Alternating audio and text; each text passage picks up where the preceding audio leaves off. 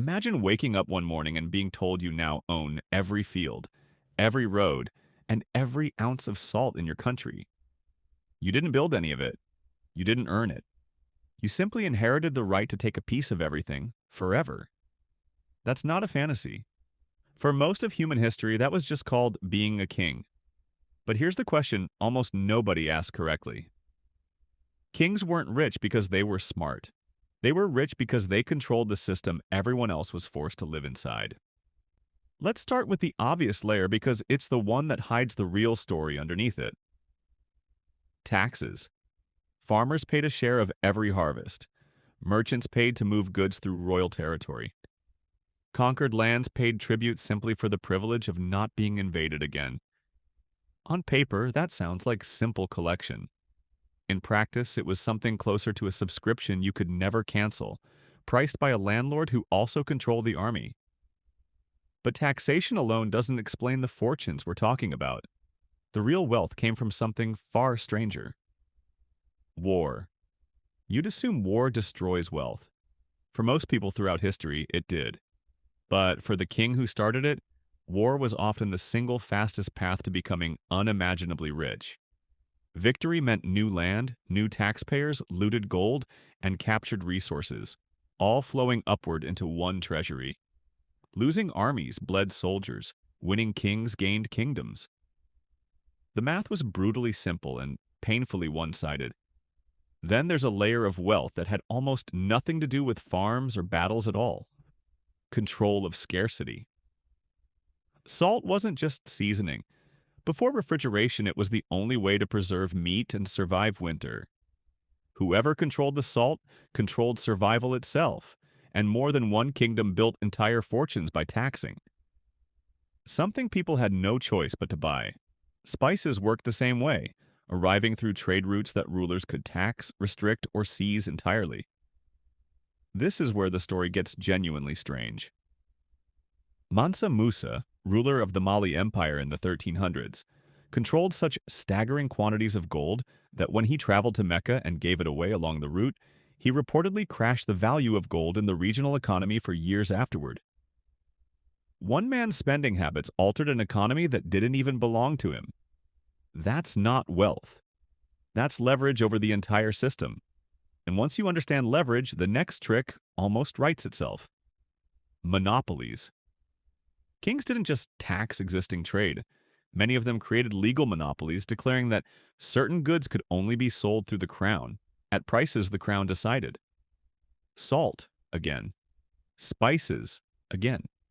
Sometimes even something as basic as bread. If you wanted it, you paid the king's price because there was no other seller allowed to exist.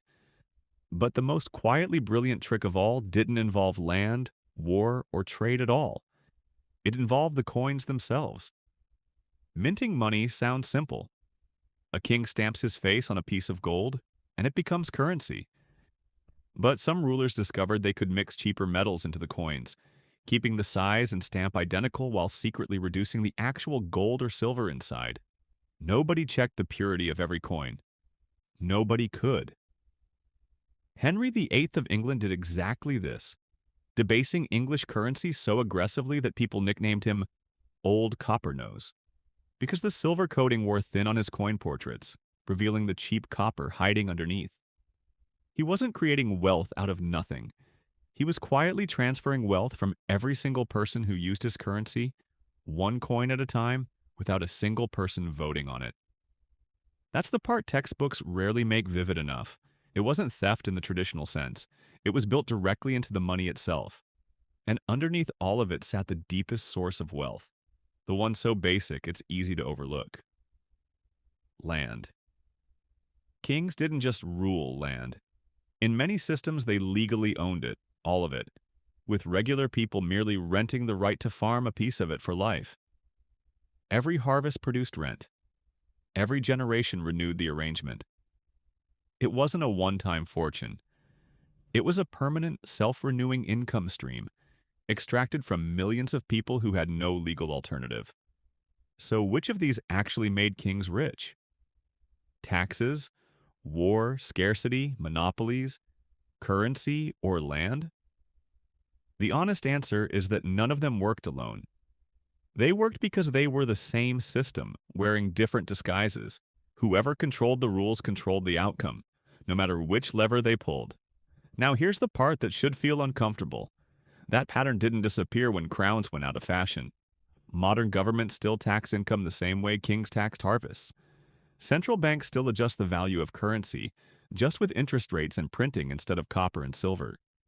And today's billionaires often build fortunes the same way kings once did, not by working harder than everyone else, but by owning the platform, the resource, or the system that everyone else is forced to use.